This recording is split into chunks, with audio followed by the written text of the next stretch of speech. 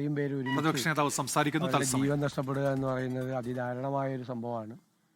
ഒരു പ്രദേശത്തെ മാത്രമല്ല, കേരളത്തെ മുഴുവൻ സങ്കടത്തിലാഴ്ത്തിയ, വിഷമിപ്പിച്ച ഒരു ദുരന്തമാണ്.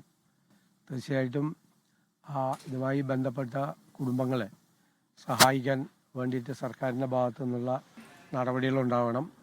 പല കുടുംബങ്ങളും വളരെ സാമ്പത്തികമായി പിന്നോക്കം നിൽക്കുന്ന, അല്ലെങ്കിൽ ഇപ്പോൾ നഷ്ടപ്പെട്ടവരെ ആശ്രയിച്ച് ജീവിക്കുന്ന ഒരുപാട് അംഗങ്ങളുള്ള കുടുംബങ്ങളാണ് പലതും.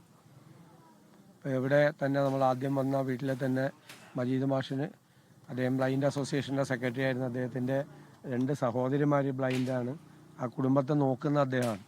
അതെല്ലാം പ്രത്യേകമായി പരിഗണിച്ച് ഓരോ കേസും പ്രത്യേകമായി നോക്കി അവരെല്ലാം കുടുംബത്തെ സഹായിക്കാൻ വേണ്ടിയിട്ടുള്ള കാര്യങ്ങൾ കൂടി ചെയ്യണം. അതിന് തീർച്ചയായിട്ടും ഞങ്ങൾ കൂടി അക്കാര്യത്തിൽ മുൻകൈയെടുക്കും, ഉറപ്പായിട്ട്. ബഹുമാനപ്പെട്ട MLAയും എല്ലാവരോട്ടും ആലോചിച്ചിട്ട് ഞങ്ങളും ഞങ്ങളുടെ പരിമിതിയിൽ നിന്നുകൊണ്ടുള്ള പരമാവധി കാര്യങ്ങൾ ചെയ്തു കൊടുക്കാൻ വേണ്ടി ശ്രമിക്കുക. അവരുടെ എല്ലാ ചികിത്സയും സൗജന്യമായി ചെയ്തു കൊടുക്കണം എന്നുള്ളതാണ്. ബാക്കിയുള്ള ഏത് സഹായം വേണമെങ്കിലും അത് ചെയ്യുന്നതിന് വേണ്ടിയിട്ടുള്ള ശ്രമം ഞങ്ങളുടെ ഭാഗത്തുനിന്നുണ്ടാവും.